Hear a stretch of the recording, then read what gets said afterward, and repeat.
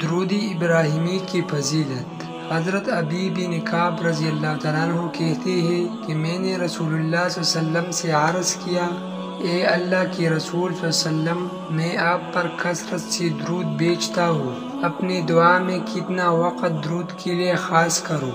آپ صلی اللہ علیہ وسلم نے فرمایا، جتنا تم چاہو۔ کہتے ہیں کہ میں نے عرض کیا، کیا 1/4 صحیح ہے؟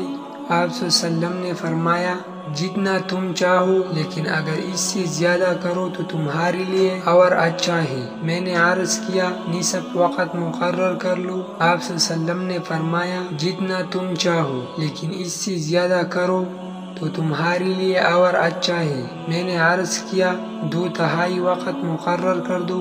آپ صلی اللہ علیہ وسلم نے فرمایا، جتنا تم چاہو، لیکن اس سے زیادہ کرو تو تمہارے لیے ہی بہتر ہے۔ میں نے عرض کیا، میں اپنی ساری دعا کا وقت درود کے لیے وقف کرتا ہوں۔ اس پر آپ صلی اللہ علیہ وسلم نے فرمایا، یہ تیرے سارے دکھوں اور غموں کے لیے کافی ہوگا اور تیرے گناہوں کی بخشش کا باعث ہوگا۔